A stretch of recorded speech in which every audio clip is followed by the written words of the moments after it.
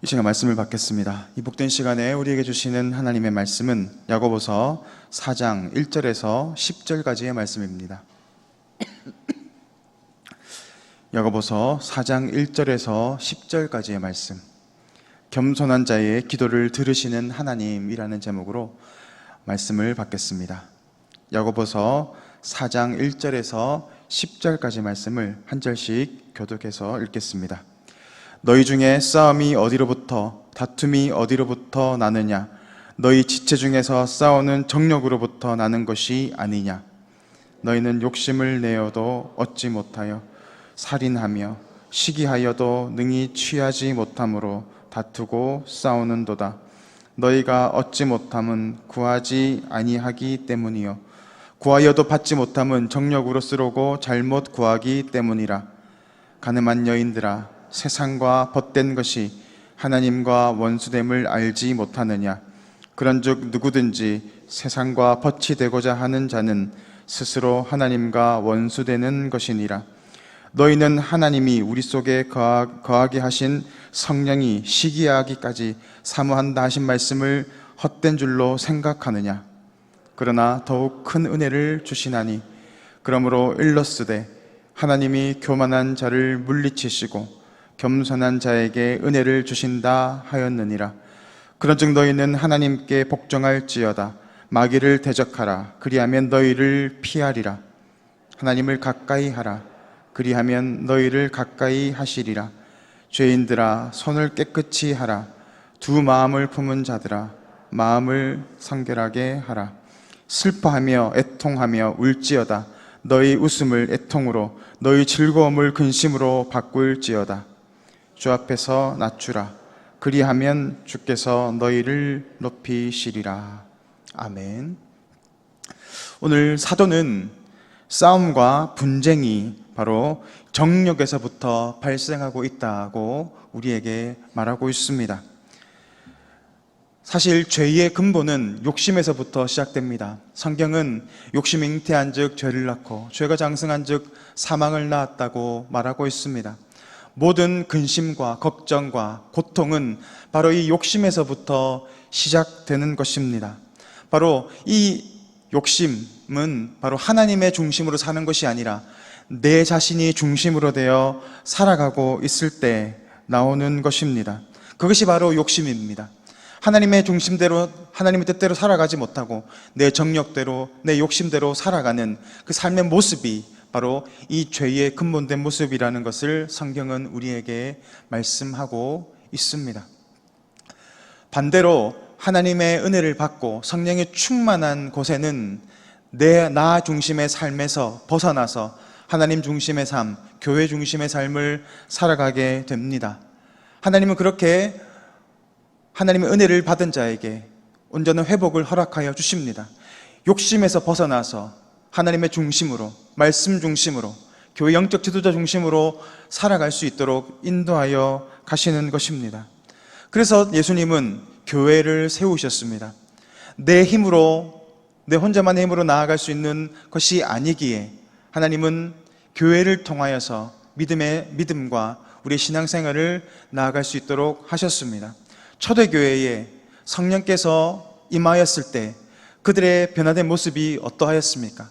나의 것을 챙기고 나의 욕심을 채우려고 살아갔던 것이 아니라 서로의 물건을 서로 통용하면서 같이 물건을 나누어 쓰고 또 영혼을 구하기 위해서 나아갔던 하나님 중심의 삶, 교회 중심의 공동체 중심의 삶을 살아가는 것을 우리는 사도행전을 통해서 바라보게 됩니다. 하나님이 회복하시는 인생은 욕심에서 벗어나서 이렇게 온전한 회복으로 나아갑니다. 믿음은, 신앙생활은 나 혼자만으로 힘으로 하는 것에는 한계가 있습니다. 그래서 교회 공동체가 중요합니다. 힘들 때 서로 밀어주고 위로해주고 권면해주고 같이 기도하며 중보하며 서로 힘을 합해서 나아갈 때 우리가 온전한 믿음의 삶을 살아갈 수 있게 되는 것입니다. 그래서 예수님은 교회를 통해서 우리를 세워나가시기를 원하십니다. 이것은 세상의 방식과는 너무나 다른 것입니다. 세상은 나의 중심으로 살아가게 됩니다. 그래서 더 많은 것을 채우려고 합니다. 정욕으로 구하려고 합니다. 왜냐하면 세상은 정욕으로 가득 차 있기 때문입니다. 세상에서 구하는 그 모든 것들이 정욕의 필요를 채우는 것입니다. 그래서 다른 사람이 죽든지 말든지 상관하지 않습니다. 나만 잘 살면 그것으로 만족합니다. 그게 바로 이 세상의 방식입니다. 그렇지만 하나님에 속한 사람은 그렇지 않습니다. 성령에 속한 사람은 하나님의 뜻을 이루며 나아갑니다. 성령의 뜻을 구하며 나아갑니다. 하나님의 뜻이 무엇입니까? 하나님의 나라를 구하는 것입니다. 영혼을 세우고 살리고 회복시키는 것, 그것이 바로 하나님 나라의 뜻입니다. 바로 이렇게 하나님의 나라에 속한 사람은 하나님의 뜻을 구하며 그의 뜻을 이루며 나아가고자 합니다. 똑같이 재물과 물질을 구합니다. 그러나 세상에 속한 사람은 자신의 욕심과 정욕을 채우기 위해서 구하지만, 하나님께 속한 사람은 하나님의 뜻을 이루기 위해서 하나님의 것을 구합니다. 방향성이 완전히 다른 것입니다. 열왕기상 3장 9절 말씀을 우리 다 같이 읽겠습니다. 누가 주의 이 많은 백성을 재판할 수 있사오리이까? 듣는 마음을 종에게 주사 주의 백성을 재판하여 선악을 분별하게 하옵소서. 솔로몬의 간구입니다. 그가 1,000번제를 드리고 하나님께서 그에게 나타나셔서 그의 소원을 물으셨을 때 솔로몬이 이렇게 대답합니다. 듣는 마음을 달라고 구하고 있습니다. 무엇을 듣는다는 말씀입니까? 백성의 말을 듣는 것이 아니라 하나님의 말씀을 듣는다라는 것입니다. 이것이 바로 지혜입니다. 내 뜻을 구하는 것이 아니라 하나님의 뜻을 구하는 지혜, 그것이 바로 듣는 마음입니다. 내가 하나님 중심으로 살아갈 때, 하나님의 뜻을 구하며 살아갈 때 하나님은 우리에게 이러한 거룩한 지혜를 허락하여 주십니다. 그리고 필요한 재물과 물질도, 또 영광과 부귀와 영화도 동시에 허락하여 주십니다. 하나님의 뜻에 맞는다면 하나님 우리가 구하지 않는, 그렇지만 우리가 필요한 것을 아시고 그 모든 것들을 다 채워 주십니다. 이것이 바로 지혜로운 사람의 삶인 것입니다. 지혜로운 사람은 내 뜻을 구하지 않습니다. 지혜롭지 못한 사람은 하나님의 뜻을 구하지 않습니다.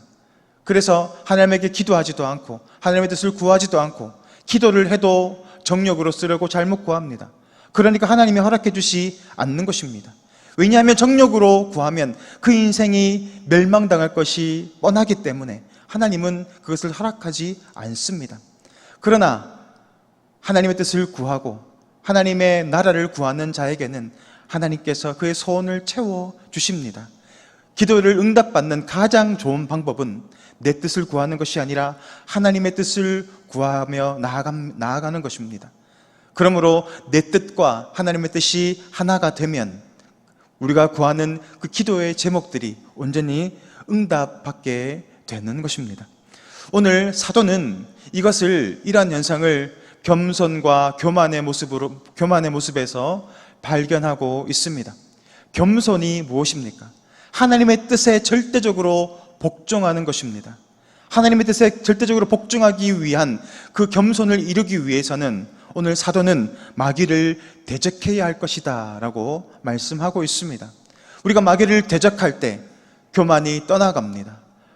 그러면 우리 가운데 겸손의 은혜가 임하는 것입니다. 우리는 날마다 하나님께 더 가까이 나아가야 합니다. 그렇게 하나님 앞에 가까이 나아가면 어떠한 현상이 일어납니까? 거룩하신 하나님께 다가가면 다가갈수록 우리의 더럽고 추한 모습들이 드러나기 시작합니다. 우리의 한계가 드러나기 시작하는 것입니다. 나는 결코 하나님의 거룩하심에 도달할 수 없다는 것을 깨닫게 됩니다.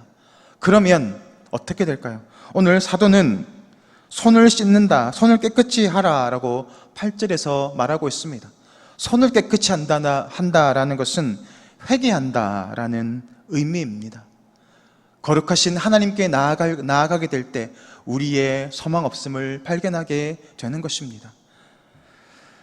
그래서 오늘 사도는 하나님께 나아갈 때 우리가 느끼게 되는 감정이 있다고 합니다. 바로 절망과 애통입니다. 우리가 하나님께 나아가면 나아갈수록 우리의 소망 없음을 바라보게 되기 때문입니다. 우리의 소망 없음을 바라보며 나아가게 될 때 우리는 절망과 애통의 감정을 느끼게 됩니다.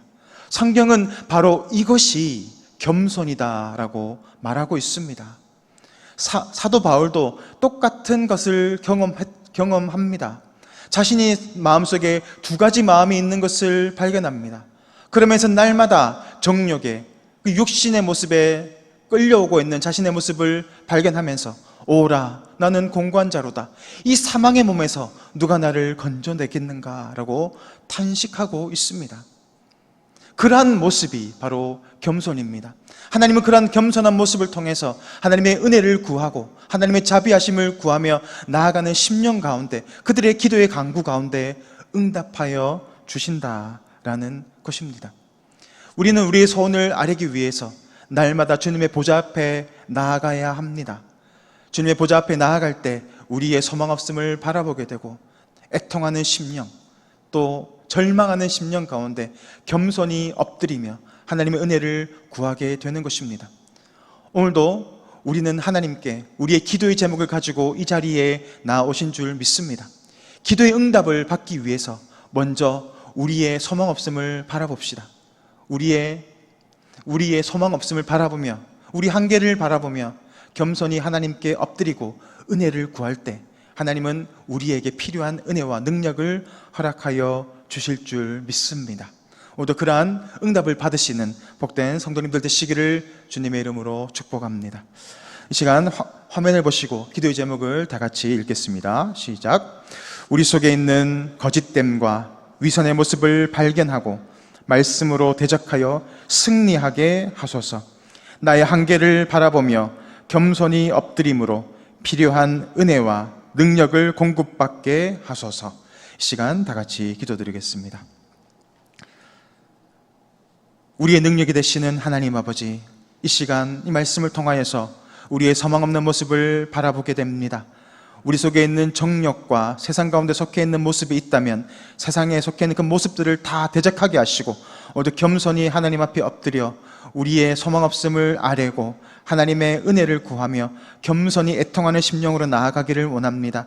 우리가 들고 나온 모든 기도의 제목을 주님께 아뢰일 때 세상의 정력으로 구하는 것이 아니라 겸손한 심령으로 하나님의 은혜를 구하고 하나님 중심의 삶을 살아가는 놀라운 은혜의 삶을 살아갈 수 있도록 주님 역사하여 주옵소서. 예수 그리스도 이름으로 기도드리옵나이다. 아멘.